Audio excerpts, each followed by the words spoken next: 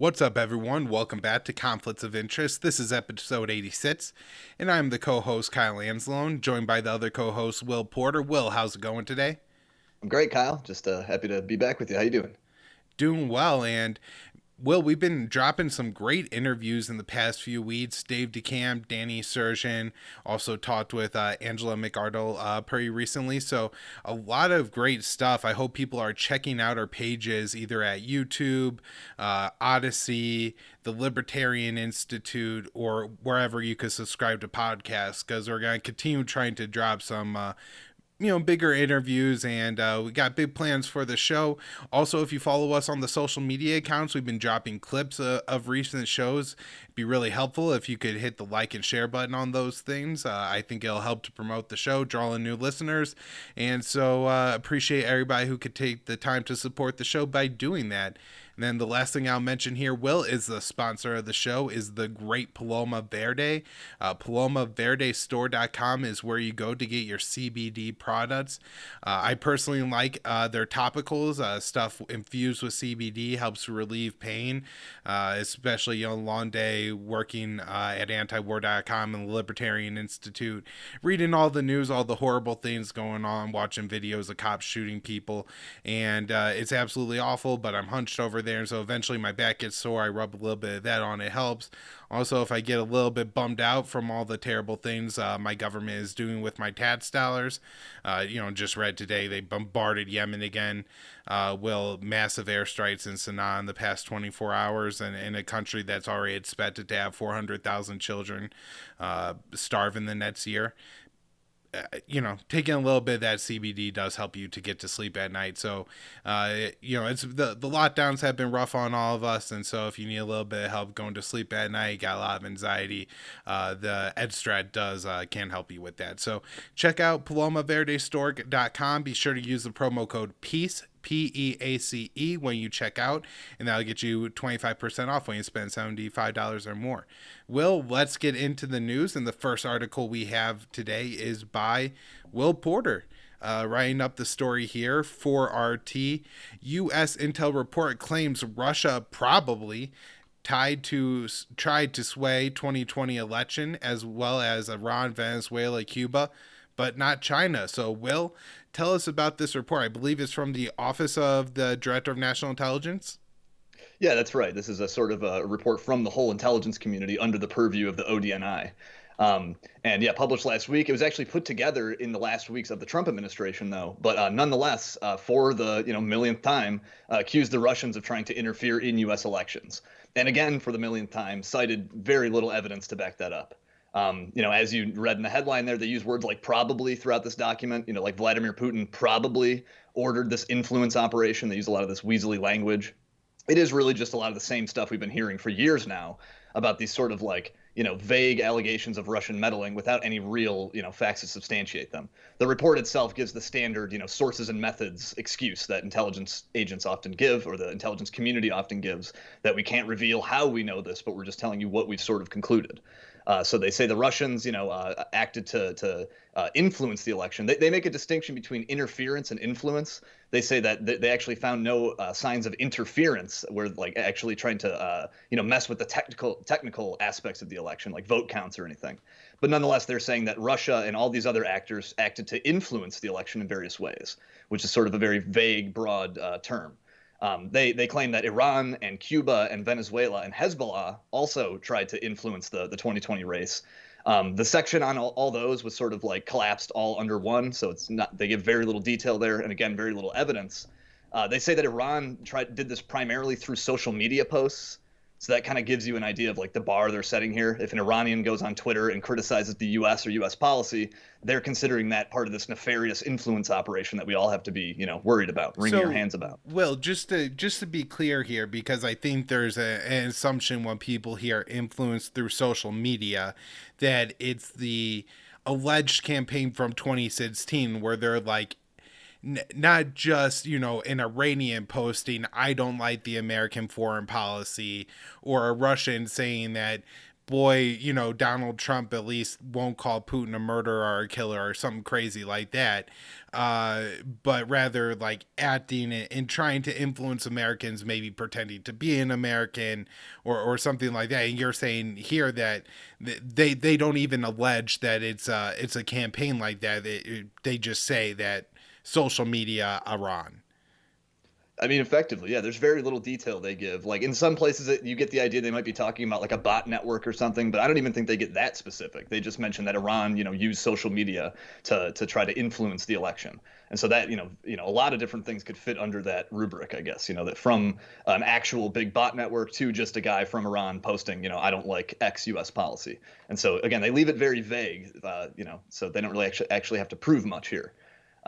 However, another weird thing about this report is that they say that China did not attempt to interfere or influence the election, which is kind of odd given that Trump's people were warning about Chinese meddling ahead of the election. If you'll remember, I think the ODNI released a report, I think two reports last summer, saying that like we assess that the Chinese will try to intervene somehow in the 2020 race. But for whatever reason, they left that off of this report. They said that like, the Chinese wanted to get involved, but they assessed that it wasn't in their interest to be more aggressive, something along those lines. So I found that a little bit strange that they left off China. I'm not exactly sure what explains that the absence of that. It doesn't seem like they're driven by evidence. They'll launch these allegations regardless of that. But in this case, they said China did not attempt to influence the election.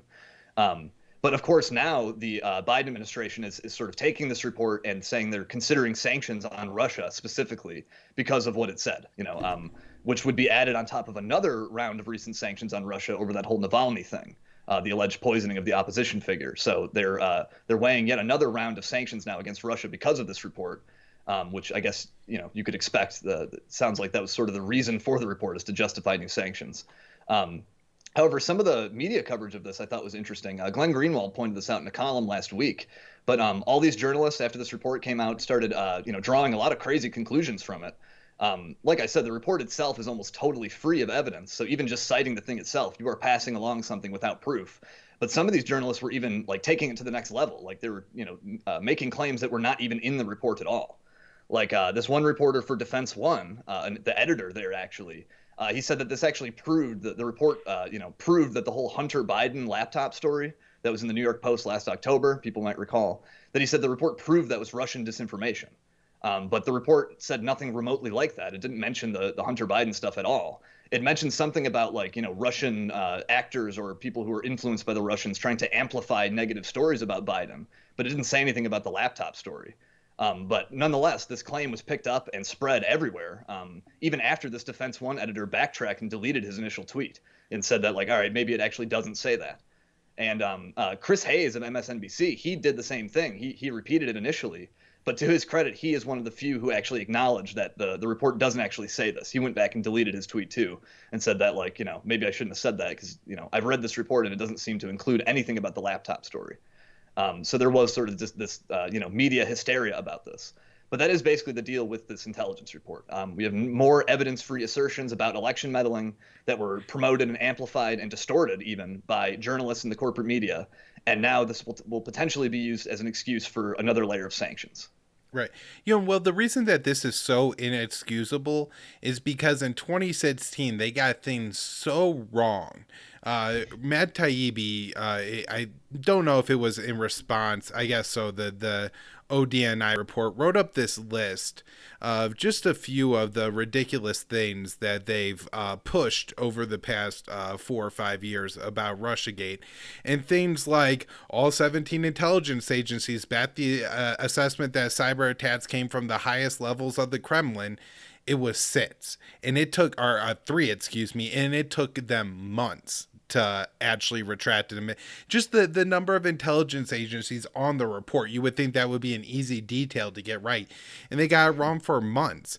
I remember Cenk Uygur, the Young Turks guy, was going on for years about the Alpha Bank thing. That turned out to be nothing. I remember when Russia hacked the Vermont utility, and that was a complete lie. 4 Americans and current officials citing a trove of information the FBI was sifting through the Trump campaign, repeated contacts with senior Russian officials. Month later, Comey, says it's not true. I mean, there's just a whole list of them here, Will. And honestly, Taibbi only has 10, but let's be honest, if me and you wanted to sit down and make a list, we'd probably come up with like close to 25 or 30. And then if you want to throw in just, the complete fear mongering things like, the soccer ball that Putin gave Trump when they met during the World Cup that was in Russia. So you know why? Like it had, Trump, the U.S. been hosting the Olympics, and Trump had given Putin some ceremonial thing from the Olympics. If Russia media was running stories about how that may have a listening device, we would think they were paranoid and ridiculous. Yeah, we And laugh. yet, and our media completely ran with that and took it as like a serious claim. So with all of that, they should be skeptical, and it's a complete failure of the media not to be. And so, them reacting in the way that Glenn Greenwald points out here is absolutely crazy. Now, one of the things you talked about, Will, in your intro there, that I want to just highlight real quick is you talk about the words, and Joe Loria points this out in his article that. The intelligence community says in the opening paragraph that they can rarely publicly reveal all the full extent of the knowledge or specific information on which it bases its analytical conclusions, as doing so could endanger sensitive sources and methods and imperil the intelligence community, blah, blah. And so they openly say in the beginning that they're not going to tell you very much. And then I thought the most telling one was actually at the very end when they say, judgments are not intended to imply that we have proof that shows something to be fact. Assessments are based on collected information, which is often incomplete, fragmentary, as well as logic, argumentation, and precedents. And so basically what they're saying is that they think this is true, but they don't have the evidence to prove it. And it's just so telling that they put this in their report. And yet, Will, I haven't seen a single mainstream media article, at least not like kind of highlight this, like, hey, they assessed in the previous election that there was Russian interference. It turned out that it was quite a bit more minor, even by the Mueller standards of, maybe the Internet Research Company thing, right, than they had ever reported. So it seems like, maybe they're making this assessment. Couldn't they possibly be wrong? But there's no questioning of it whatsoever.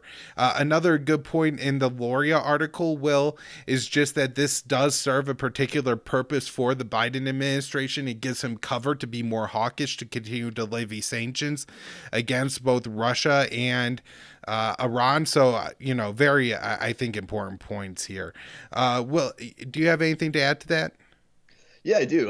When you mentioned that, like, the intelligence community often leaves it very vague of like how, what they're citing, what evidence they're citing. Sometimes it gets even more sort of incestuous with like corporate media, because if you recall, like the Mueller report in several cases just cites open source like media reports. So like, they'll often, make these like grand assertions, and it sounds like they're corroborating the media. It sounds like they found something in addition that confirms this report, but actually no, it's just like turtles all the way down. They're just citing each other kind of. And so it's very interesting how they, build these claims and how they cite their evidence. Yeah. So I guess another thing I want to point out, Will, is just why we are kind of on this subject. Greenwald had another very great recent article on how media outlets often independently confirm each other's falsehoods. And so this is really crazy. The one he really points out here is during the whole Russiagate thing, there was one time that CNN reported that the Trump campaign had received knowledge of the WikiLeaks Hillary Clinton document troves prior to them being released to the public. Somebody got the date wrong. That's what happened, right? And 10 days. 10 days wrong, right? But then the most amazing part, Will, isn't that this happened at CNN, because, CNN had a lot of flaws, but two other major media outlets, I believe one was MSNBC and then the other one was NBC. I could have one of those wrong. Independently confirmed. So they claimed that by their own information that they could confirm this reporting, and it's not even true.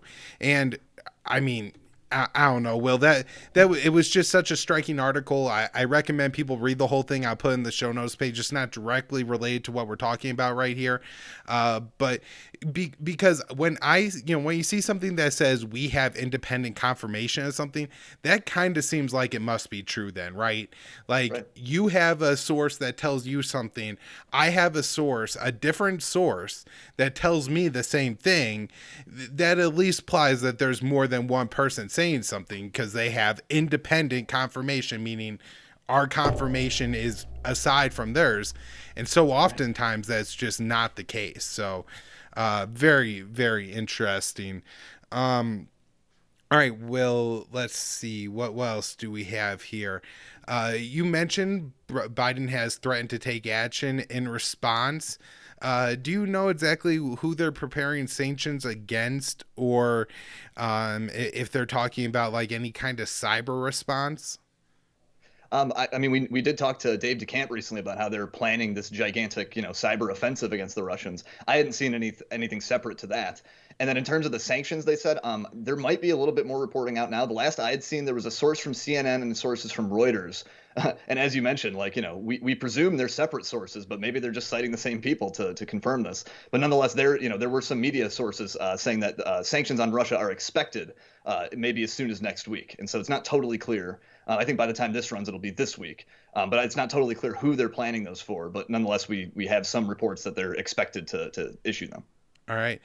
So the next thing we have up here on the kind of Russia U.S. relations list, on top of this very sketchy report just from the intelligence community that's been wrong about this very thing in the past. Will we have Biden in an interview saying that Putin is a killer, which in a sense may be true, but certainly no more than a killer than Biden, Trump, Obama, Bush, etc., or most other world leaders. So what what are your thoughts on this statement? What background do you want to give? I mean, I don't think there's a whole lot. He also included that he didn't think that Putin had a soul. He talks very tough about Putin, like this is a guy that I know. He pretends like he has them all sized up and everything, and then makes these kind of statements.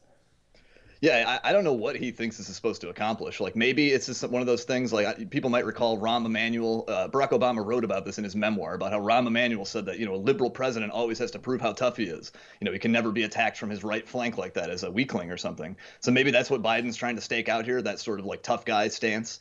It wouldn't be totally, inconsistent with things that we've heard Biden say and do before. He does try to put forward this like tough guy facade, which is a little rich given that, he's tripping up the stairs and forgetting what city he's in and stuff like, every week. However, I thought the response to this was even more interesting. Putin responded to this saying, I had seen some media reports saying that Putin said that, oh, it takes one to know one. But some of my Russian colleagues were saying that that's not quite what he said. That's sort of a mistranslation. That Putin more made a point about psychological projection. That he said that Biden's projecting that he may be a killer and that he's projecting that onto me. But Putin invited Biden to a live public debate, like a Zoom live stream, which would have just been incredible. I would have paid to see that. But I don't think that's going to happen, unfortunately. Biden's people have come out and kind of shut that down already. They said that, oh, Biden has a very busy schedule and he doesn't have time for that. Which again, I guess I don't blame them, given some of the displays we've seen in the last week of Biden, looking fairly weak and frail. Debating Putin, I don't think that would go too well. Putin's a much younger man, and I think a dude who has more control of his own faculties than Biden does. However, the debate invitation, that wasn't the only reaction. The Russians also recalled their U.S. ambassador to come in response to this killer comment. However, the Russian foreign ministry, put out a statement like when they announced this that was kind of interesting. They didn't make a big like hawkish or harsh display of a big war of words. They said we recalled our ambassador to consult on how to repair the U.S.-Russian relationship or something. So it was they were kind of more magnanimous about it, I guess. Right. I guess that's kind of at least the perception that Russia is willing to give in all of this is the U.S. looked, I think, very aggressive, and when they kind of respond by the way they do, being kind of moderated, suggesting that Biden's projecting. I think it comes across the way the foreign policy comes across us a lot between U.S. and Russia, where the U.S. is far more bellicose and they're far more restrained in their foreign policy.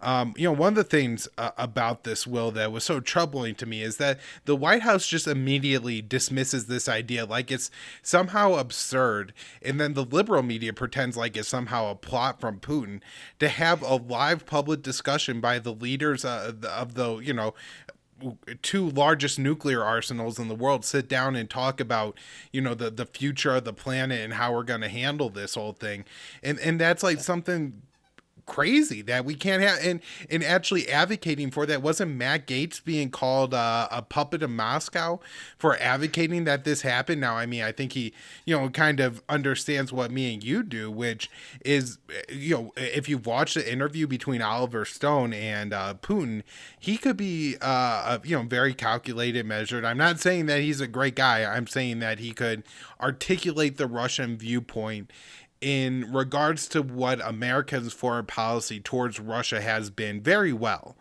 And Biden can hardly articulate anything. And if you're going to have a discussion with somebody, I mean, this has gone, take an hour and a half? Has he been anywhere publicly for an hour and a half since the last debate? So I think there's a lot of questions as to, how Biden would fare and stuff like that. But in one sense, I'm also happy it won't happen, because it seems like Biden's go-to in these scenarios is to insult the opposing leader, whether it's Putin or Kim Jong-un or whoever. He calls them a thug and a killer, and that's not going to lead to like great diplomacy. But it would be nice for it to see this conversation happen. Yeah, absolutely. I would again pay to see that debate take place. All right, let's see what else we have on Russia. I did want to note that the G7 got together and released a statement, Will, saying that they're committed to sanctioning Russia over Ukraine. This is, of course, the Crimean Peninsula here, where because of a U.S. coup in Ukraine, it ends up being annexed again by Russia. And this was in 2014. But, Will, even though sanctions never work, we're still sanctioning and have the embargo on Cuba. They'll stay committed to them forever.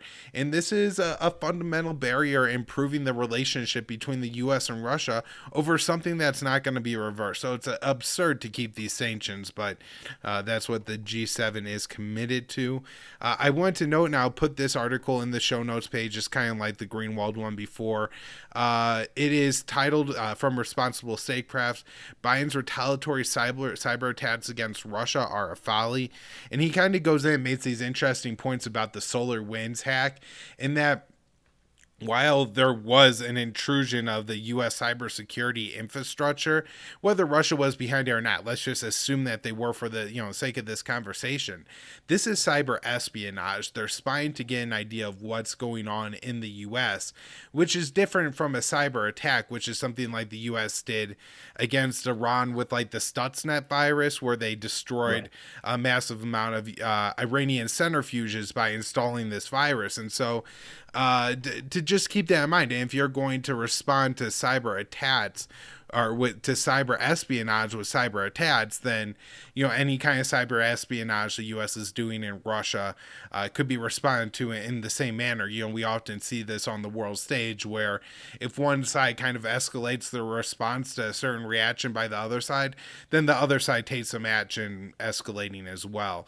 And not to say like I support Russian espionage in the United States, but we have seen instances in the past, like with the Able Archer games, where it was a Russian spy, I think within the U.S., but definitely within NATO, that helped reassure the Russians that the U.S. and NATO weren't playing a surprise attack against Russia, and they really just were operating war games. And so again, it's not great to have high-level Russian spies in the United States, but if the U.S. would say spy on Russia and find out that their hypersonic missile capabilities aren't what Putin claims they are, that would be positive information that we could gain that would actually help to de-escalate the situation. That's a good point. A lot of times the rhetoric is more hawkish, and the not knowing, you assume the worst, and I think it's very that the politicians could definitely play up. George Bush saying, we can't wait for the smoking gun to be a mushroom cloud, saying that we can't wait for the proof to find out if Saddam has a nuclear bomb or not. So we just have to assume he does because we don't know. If they did know, but, in a situation where you legitimately did know, if you were able to get that information, it could, oftentimes you assume the worst. So it's probably not that bad. All right. It's a good point. I never thought about that. Let's see. The last thing I have on Russia is the UK is going to increase their nuclear arsenal for the first time since the Cold War. Right now they have 180, and then they're going to put the cap at 260. The cap being 280 and then now being 260, that doesn't mean they're going to have, I guess, 260 nukes tomorrow, but it does mean they're going to increase their number of nuclear weapons. It's an interesting move, and I'm sure both Russia and China will see it as potentially aggressive, and then the U.S. moving forward in any kind of nuclear negotiations with Russia, and especially with China, because this is going to put the UK pretty close to parity with China on the number of nuclear weapons. When the US demands that we have to have a trilateral nuclear agreement with Russia and China, maybe Britain has to be in there too, because they have a nuclear weapon arsenal pretty equivalent to China's. Moving on to talking about some China stuff here, Will, I thought a good transition may be this Hornberger article where he talks about the need to terminate NATO because now it really doesn't have a purpose in seeking one. And one of the purposes it's finding is in the new Cold War. And there's this great article by James Carden and Patrick Lawrence today. It's in the Scrum, which is a Substat by Carden and a few others. And it says, our Cold War two fronts. And we already talked about the Russian front of the Cold War, Will, but now we got to talk about the China one a little bit. So this Carden article I'll link to in the show notes page, but let's get into why things between the U.S. and China here, are so hot. And you had this article again at RT. U.S. accuses Beijing of sabotaging rules-based world order and declares protocol violation after Chinese hit back at Alaska talks. Yeah. So we had quite a bit of China news last week. The big thing here, as you mentioned, is these top U.S. officials met with their Chinese counterparts in Alaska for bilateral talks. The Secretary of State, Tony Blinken, and the National Security Advisor, Jake Sullivan, were leading those talks. And it was the first, high-level face-to-face meeting with Chinese officials for the Biden administration, and did not get off to a very good start. Right away, in the very first few minutes of the summit, Blinken launched into a series of allegations against China, saying how the U.S. is going to hold them responsible for their economic coercion of American allies, for their domestic rights abuses, for threatening the rules-based world order, which, is a term the U.S. likes to use. Of course, the U.S. is the one that gets to define those rules in that world order. So, of course, we are a big fan of that. This was like a 2-minute tirade against the China, and the Chinese diplomats responded to that pretty harshly. Their top negotiator, Yang Jiechi, responded with a 15-minute speech condemning the U.S. for all kinds of stuff, for throwing its weight around overseas with its huge military, for what he called financial hegemony over less powerful countries. And he even said the U.S. was inciting some of its own allies to attack China. I assume he means maybe Taiwan and Japan and South Korea. A bunch of different things that the Chinese diplomat raised there. And as you mentioned in the headline of my piece, the U.S. then complained that China violated protocol at the summit. They said that the opening comments were only supposed to be a couple minutes, but this guy went on for 15. And Beijing just responded. They said, no, the Americans were the ones who violated the protocol first. They went over their time, and we were just responding in kind. So sort of a tit for tat there. But that was the first day of the talks. Immediately after they opened up, that was sort of the tenor of them. And of course, we don't actually get to see the negotiations themselves. Those aren't broadcast live or anything or publicly. So we don't know exactly what they discussed. But as the talks wrapped up on Friday, Blinken suggested that they hit on a series of issues. He said at the press conference on Friday, as this thing was wrapping up, he said that the U.S. and China are still fundamentally at odds on a lot of different issues. However, he did say that our interests intersect when it comes to Iran, on North Korea, on Afghanistan, and on climate change. So apparently there was some, level of productive dialogue there between them. That it sounds like they hit on those things. However, for the most part, it seems like the takeaway from this is the U.S. showed up to Alaska making a series of demands on Beijing. That really sounds like what that was the whole thrust of Blinken's and Andrew and excuse me Jake Sullivan as well, was just sort of making these demands on Beijing. That they have to follow our rules-based world order and all this stuff. Now, there was good reason to expect that there would be some sort of fireworks at these talks, just because in the days leading up to them, Blinken and the Biden administration led this like PR and policy offensive against Beijing. Blinken toured Asia. He went to South Korea and Japan, denouncing the Chinese and saying how we stand with you against the Chinese menace and all this stuff. He went to Japan, said he would back their claim to the Senkaku Islands, which are a disputed island chain in the East China Sea. So Blinken really spent the days leading up to these talks making a big show of taking lots of shots at China. And then also just one day before the talks, they slapped sanctions on 24 Chinese officials, or officials in Hong Kong as well, over some changes to election laws in Hong Kong that they say erode the autonomy of the city. So it wasn't super surprising that these talks got off to this bad start, given that Blinken preceded them with these PR stunts in the week before it. Will, what could possibly be the point of that? It's kind of rhetorical asking. It's just, it seems so counterintuitive, right?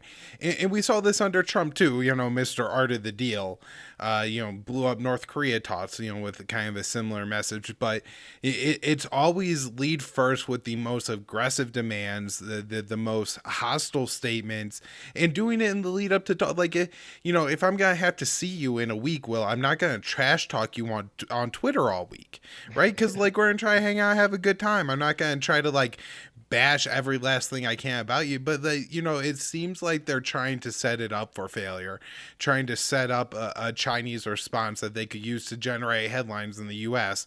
about, oh, China bashes the U.S. at talks, right? When, in the weeks leading up to it, certainly, and we're just talking about the diplomatic stuff going on, not the U.S. sailing our warships right off the coast of China. Also, I had caught that in the lead up to this too, Will, we approved 3 different weapons parts for the Taiwanese sub program that are apparently key. And so we're going to start selling them digital sonar integrated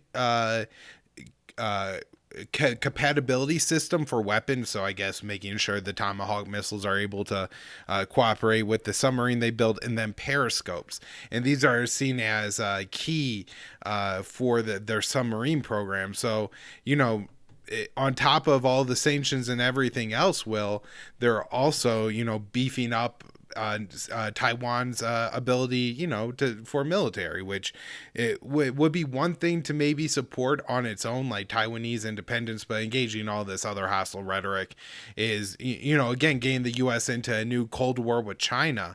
One of the things that they point out in the Lawrence Cardin article is we're really pushing 2 giant powers together, Russia and China, that don't necessarily want to have great relations with each other. There's apparently real paranoia, I don't know how legitimate, in Russia about the Chinese trying to take Siberia, and then Russia, in part the reason that they were apparently violating the INF treaty with shorter range missiles capable of carrying nuclear weapons wasn't to put them on their I guess western front pointing towards Europe, but rather their southern front pointing towards China. That was their concern. And yet, they're somewhat positive talks. I think one of the things that China had put out was that they would be willing to talk with the Russians, and Sergei Lavrov immediately planned a trip to China on Thursday, the very same day as all that diplomatic sparring happened. Lavrov, agreed to visit in Beijing. Right. I think that's a very telling of how stupid this foreign policy is. I can't think of another way to describe it. Well, it's absolutely counterproductive. You're pushing all of your enemies together What do you think's going to happen? And they're not even people that have to be enemies. You know what I mean? They're created enemies of ours. You know, we could get along with Russia. We could get along with China. We turn them into enemies, and we push them together. It's just absurd. Yeah, I Uh, mean, we made this point on a recent show that the U.S. is all obsessed with this idea of a unipolar world, of it being the only superpower. But the more it pursues that policy, the more it creates a multipolar world, seemingly, where all these other powers are banding together to resist us, and that's the opposite of what they're pursuing. the last story I had on China, Will, was that U.S. lawmakers, there's two senators, two representatives, I believe all Democrats, Chris Murphy is one, that want to increase the State Department budget from 56 billion to 58 billion. That's a $12 billion increase. And while they say it's diplomacy, the language they use is to combat China, or to compete with China. And so it doesn't seem like this is going to be used to finance like the State Department trying to build better diplomatic relations with China, but rather in this Cold War scenario, they're going to try to use this money to bribe other states to take hostile policies against China. So possibly, whatever happens in the future, Burma, Myanmar, Southeast Asia, the Philippines, this money could be used to bribe, essentially people into staying within the U.S. orbit, which is so counterproductive. We don't need to pick a fight with China, and now we have to pay people off to remain our allies in the fight with China that we don't even need to fight. It's such a waste of U.S. taxpayer money. They also say the money will go to prevent another pandemic and to fight climate change. So I'm sure those are just kind of like, boondoggle type money to whoever is going to be researching that kind of stuff and coming up with the government narrative. Will, Right. anything else on China here? No, I think we can move on to our next topic, which I think is North Korea. Yep. So I think you had said that you had a transition from China to North Korea. I do, yeah. So Biden, while he was in touring Asia last week, he's launching all these barbs at China. However, he also made a comment on North Korea that the administration had been reaching out to them since February, and that they had not gotten a response apparently. And he said that now because they're not responding, we're looking at additional ways to pressure them, as well as diplomatic paths. He said. And I found this very significant because I don't think we've heard too much from the Biden administration on North Korea yet. There may have been a few errant remarks here and there, but this seemed to be some of the more significant comments from the administration on this issue. However, the North Koreans pretty quickly responded, and fairly harshly so, saying that they will not accept any attempts at dialogue with the U.S. until the U.S. drops its hostile policies, was the phrase they used. Including the military drills that it does with the South, which we've covered on the show numerous times, and that's been a long-standing complaint for the North, is basically like, practicing an invasion for the North. A lot of their military policy is sort of like designed around, a potential U.S. invasion. That's what they maintain their entire nuclear arsenals for, is to stave off a U.S.-backed South Korean invasion. And actually, the U.S. and South Korea just did recently another round of those war games earlier this month. They were very scaled back because of COVID, and I think they didn't actually involve any like outdoor drills. I think it was mostly just like simulations and stuff. But again, it is nonetheless practicing for a war with the North. And I think throughout the year too, they have been carrying out on a smaller scale these like actual military maneuvers. Actually practicing a war. We also had Kim Jong Un's sister, Kim Yo Jong, releasing a statement recently condemning those same drills. Actually, just before Blinken visited South Korea last week. So this has come up a few times recently.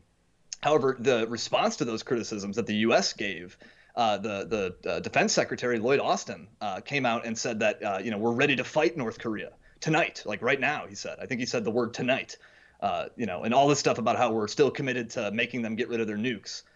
So the North comes out and criticizes these like provocative war games, and the U.S. responds by saying, like shut up or we'll invade you, basically. And just as a reminder, the U.S. has like just shy of 30,000 soldiers stationed in South Korea. So like the North takes those kind of threats very seriously, I think. That the U.S. is ready to fight. And Blinken, he said something similar last week, minus the threat of invasion. But he said that the U.S. is committed to denuclearization, and he mentioned how China has to help the U.S. to pressure the North Koreans to get rid of their nuclear weapons. which, this might sound familiar. This is like the same policy that Trump pursued. This is picking up right where he left off, basically demanding disarmament and surrender right up front, before offering any kind of, sanctions relief or anything ourselves, or a freeze on the military drills, for example, which would seemingly be like the path forward. And this whole maximum pressure strategy that they're pursuing has failed to produce results over and over again for years. As you and I explain in our piece for the Libertarian Institute, maximum pressure, maximum failure. We get into the whole recent history of that policy of just demanding they disarm. So and I also find it a bit rich too that Blinken is asking for China's help here when he's every single thing he's said about China in public has been very hostile and harsh. Not really a way to persuade them to help, I don't think. But nonetheless, we hadn't heard much about North Korea from this administration so far, and the last week we have gotten some news on that.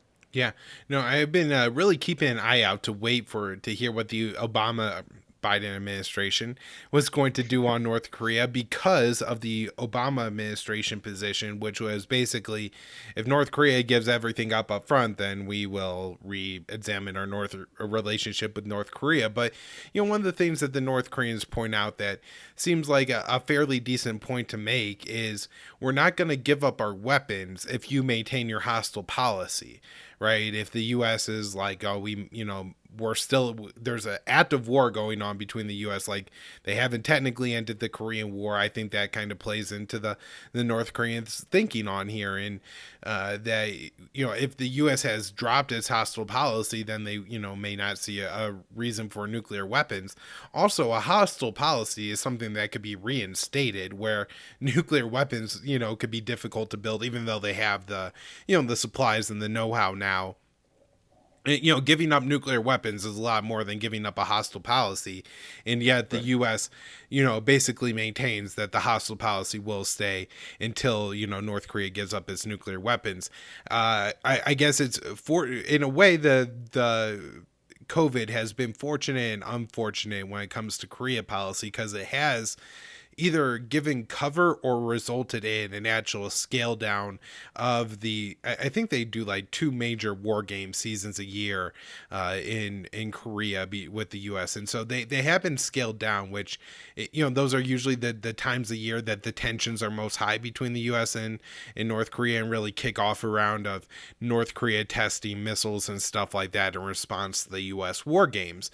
And so those being scaled down seems to have, reduce definitely the number and the extent of the tests that North Korea is doing. They haven't done nuclear tests, they haven't done ICBM tests in the past few years, right. But at the same time, North Korea has essentially walled themselves off from the rest of the world.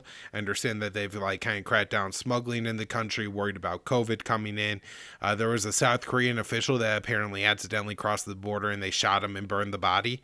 They're taking it serious. And so I've read a couple articles where they say that North Korea has kind of sanctioned themselves, and North Korea may not be in a position where one of the things they will want to negotiate is sanctions relief. But if they're not interested in particularly, in opening up their economy to the rest of the world at this minute, because their population is probably, medically deprived because of the, cruel government there and the years and years of sanctions, maybe it could really ravage that country. So I don't know if North Korea has as much interest in negotiating right now as they had maybe in 2019.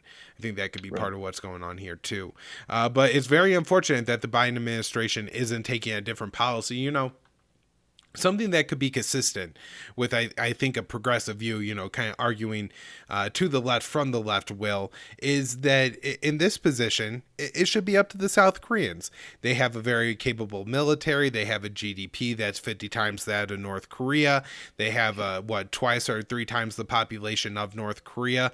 While they lack nuclear weapons, their conventional military far outpaces the North Korean military, and they don't spend a ton of money on their military. And their current president seems far more interested in making peace with North Korea than making war with North Korea. And so there's this article at the website 1945. I'll link to this one in the show notes page as well for people who want to read the whole thing, because it's absolutely fantastic, by Bonnie Kristen. And what she does is she basically says that, we should let the South Koreans decide what the policy is going to be with North Korea.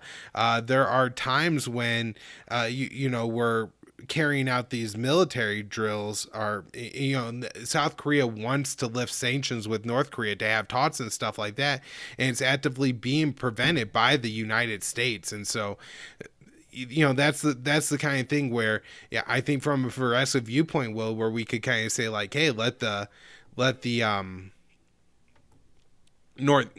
Koreans solve their own Korean problems. You know what I mean? Work things out amongst themselves, like give those people sovereignty and autonomy over their own future. But they kind of demand that America dominates it. North Korea has to give everything up, even if the South Koreans would be willing to negotiate. Will, anything else on North Korea? Yeah, just to piggyback on that last point you made, we were talking, before we started recording, and it is really just unfortunate, because Trump had this sort of window of opportunity with the Koreans. They were having these summits, they were meeting. It seemed like they were making progress. They had a freeze for freeze agreement, sort of like tentatively worked out to freeze the military drills in exchange for a freeze on the missile tests and the nuclear program. But they totally missed that. And now they've had to wait for this new administration to take over. And Moon Jae-in, the president in South Korea, who has sort of been like a long time, advocate for reunification or peace, he's now facing re-election next year. So he might be out of office. We might end up with another hawk in charge in South Korea. And the whole opportunity we had, in the middle of the Trump administration has been totally squandered. Yeah. Well, it seems like time and time again, there are people in the world who are put in positions of power who are legitimately interested in detente and de escalating situations. And so often is the case that the U.S. ends up stonewalling these people, and then they end up losing their power because, look at the moderates in Iran with Rouhani and Zaif, who are real negotiators who really made a deal with the US to open up the Iranian economy to the West and take the excuse for war and a nuclear weapon completely off the table. And we've squashed the deal, and now I'm guessing that a more hardline, somebody less willing to negotiate and work with the U.S., less tolerant of U.S. presence in the Middle East will be elected and put in power in Iran. And with the same way here, so much of what Moon Jae-in has worked on, and I mean, it seems like he's really made a centerpiece. I know he's done other things. I'm sure there's a lot more that goes on Korea that I'm realized, but I think he's made several historic visits with North Korea and has had historic talks in the DMZ and stuff like that. It's been a real part of his message, and if the U.S. prevents that from happening, it's going to make him look like more of a failure where he could have had a victory.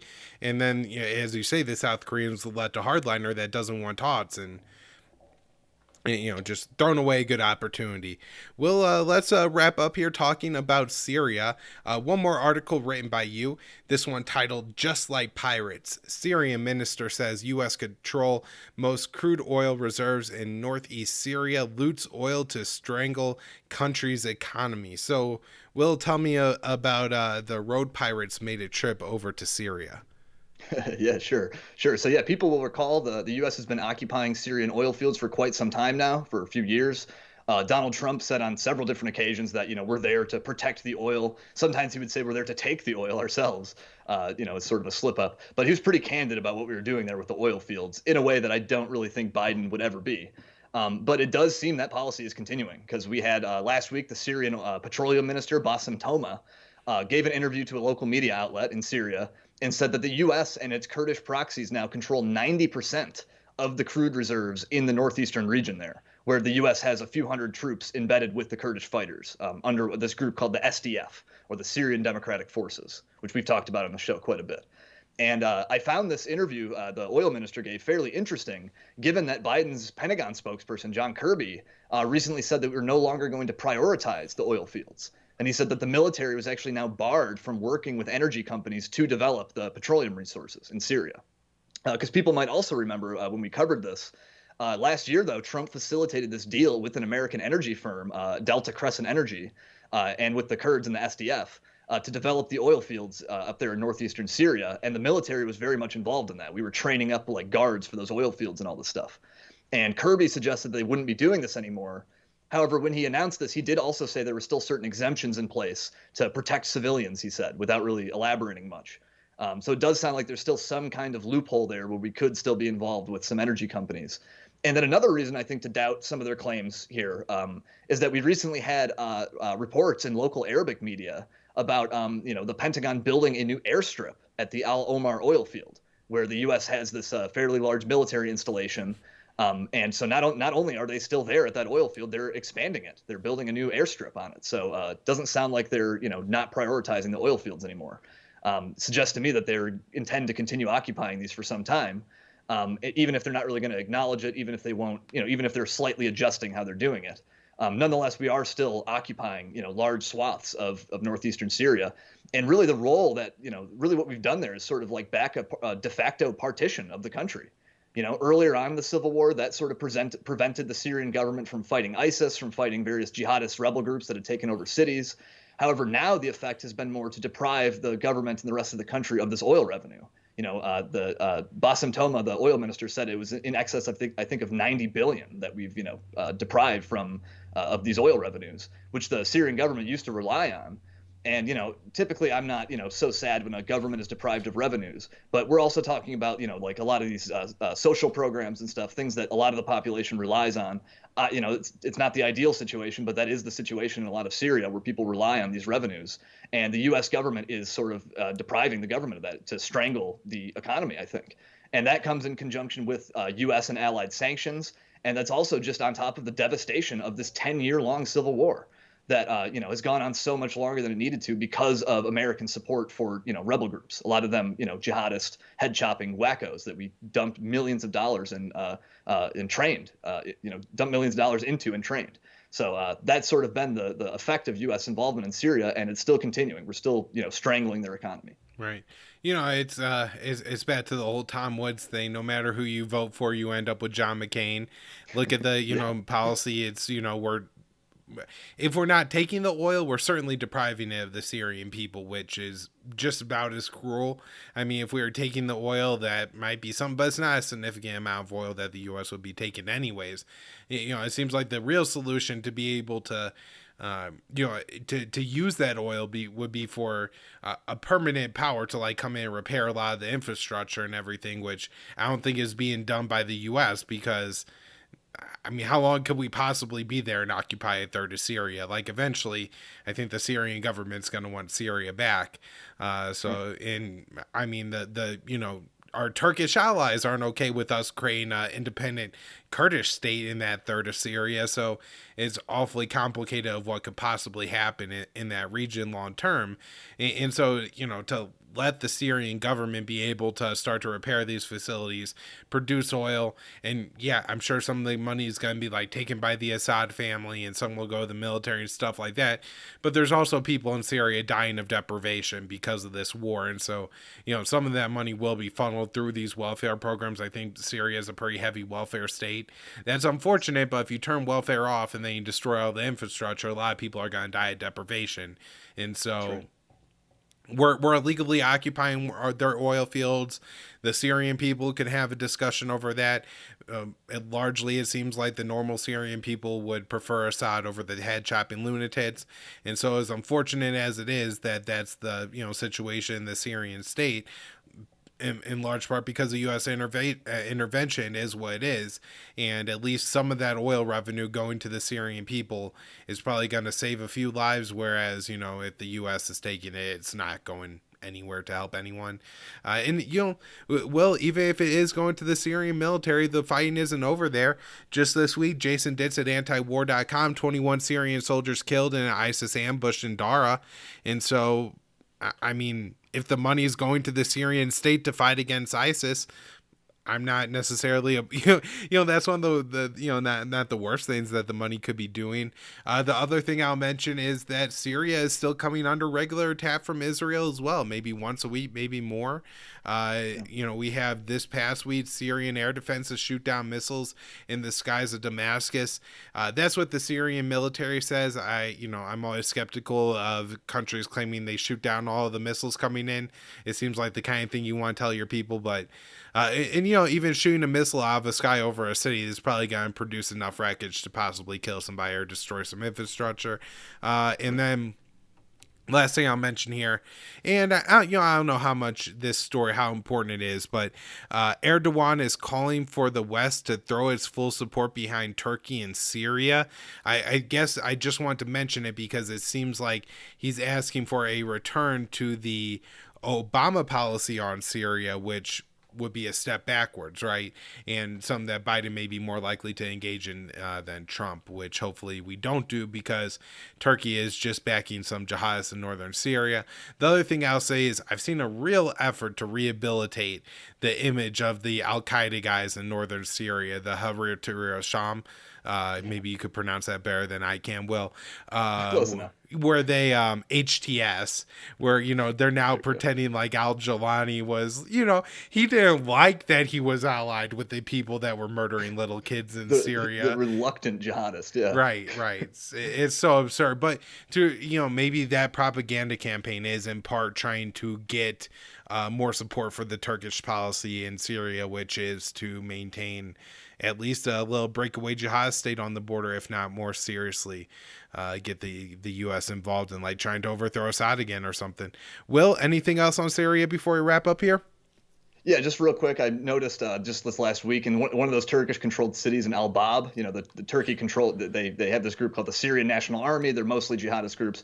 There's still car bombs going off there. So over the last week, we're still seeing in these Turkish-administrated areas, it doesn't mean the U.S. won't throw their support behind that, but it doesn't sound like it's going very well in those areas. Right. Another thing, I would really urge people to listen to a recent Robert Ford interview, the former ambassador to Syria under Barack Obama, with Aaron Mate, the great reporter at the Gray Zone. It's a fantastic discussion. Ford actually he's taken the position that U.S. troops should leave the country. He still has a lot of things that I totally disagree with there, but Aaron asks a lot of really tough questions about U.S. involvement there to someone who's highly involved in that decision. So I would encourage people to check that out. All right. Well, thanks for that recommendation, and tell people where they can find your work. We had like 3 of your articles this week, so people should be sure to follow you because you've been writing a lot of good and important stuff. So where can they find your work? Yeah, the best way to do that, I'm a staff writer at RT, but the best way to find my stuff is just to follow me on Twitter. I'm at the Will Porter, Porter. All right. And everybody support the show. You could do that by sharing it. The video version is up at YouTube and at Odyssey. It's hosted at the Libertarian Institute, so you can always share from there. Show notes pages there. You subscribe to the show, give it a rating or review.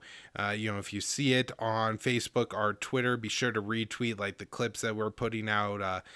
Somebody said, I liked your Facebook page and then I didn't see any more of your posts. So I know that not everybody's getting stuff in their feed. If you want to go to the pages, that could be helpful. At con_interest on Twitter, and then on Facebook and MeWe, it's just conflicts of interest. You could find my work at Kyle Andelone _ on Twitter. I'm the news editor at the Libertarian Institute, assistant editor at antiwar.com. You can support the show by donations at patreon.com/conflicts of interest, subscribestar.com/COI. There's also the sponsor of the show. Get yourself some CBD products and help the show that way. And I think that's all I got, Will. We'll be back with a couple more shows this week. Thanks, buddy. All right. See you, everybody.